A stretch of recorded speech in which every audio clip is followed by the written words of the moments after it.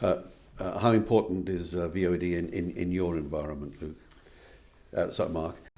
I think from our perspective, again, it's all about delivering a platform that enables video on demand to take place. But I also think that in IPTV terms, in its traditional sense, i.e. telcos supplying television, I think it is fundamentally important. But I also think that there isn't a universal template to success. There isn't a tick box that says if you as an IPTV player do video on demand, do this, do that, do the other, then it's going to be successful in your region, in your market. I think things are differently. Certainly, content has a play, and rights to good, compelling content, because whatever people say, content still is king. So you might have a VoD backbone, but it's no good to you if you can't deliver something that's compelling. So the rights have an issue to play. So I think, yes, it is a differentiator in the fact that they can offer it because they have got that pipe to offer that high bandwidth entertainment. But I do think that it's part of getting the right services in place to make that successful, and there is no universal template. I think each market's different. Bob, how are you seeing it? You deal with broadcasters internationally. Here in London, it's perhaps unfair because all of our major broadcasters, have a video on demand division, and they seem to be very happy commercially with the results it delivers. But how does that translate internationally? There's a common theme developing at the moment among all the clients that we deal with, pretty much everywhere you go, which is the delivery mechanism is there. That's not a problem anymore. Content is king, and how on earth do we utilise the archive? Yeah.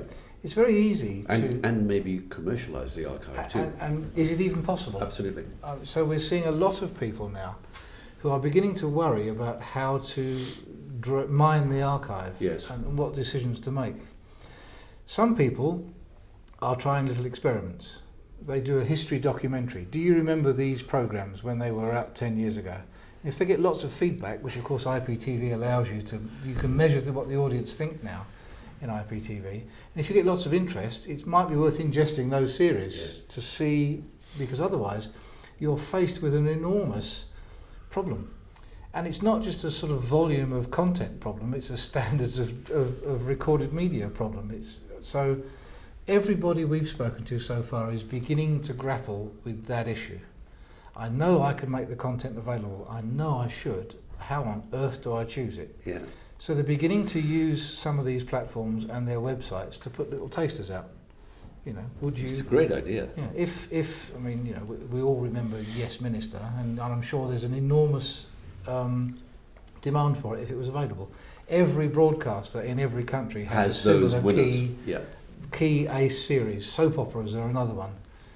Would you want to go and remind yourself of this soap opera, catch up? So you're using the IPTV mechanism to help you make decisions on what to drag out of the archive and make available. But what do they do? And I'm just back from the Middle East. But what do they do when you don't have a pay TV structure? When in fact you don't even have a broadband structure, you barely have a dial-up structure, let alone anything else. How do they commercialise the glories of the archive, where frequently they don't have a second channel, let alone a third, fourth, or eighth channel? Well, a lot of them don't, and particularly in the case of the Middle East you mentioned, it's an enormous free-to-air market. Absolutely, it's probably one of the biggest free-to-air markets. But interestingly enough, iPhones and broad 3G networks are huge. Yes, because the local infrastructure for landline delivery may not be easy to do unless you're in the centre of cities. So an awful lot of the telcos out there are starting to think about offering content services over 3G delivery platforms. And of course it doesn't actually matter, as long as you deliver the content to a device that can display it on another device, it doesn't actually matter how it's been delivered. So you could easily have a 3G enabled set-top box. Absolutely. To bring that stuff down. A lot of them are doing that. A lot of them are also, there's an awful lot of large repeat rate out there. Plus, I think we mustn't ignore the audience demographic. It's a different type of programming. They make programs in an entirely different way. out there, and their consumption is different.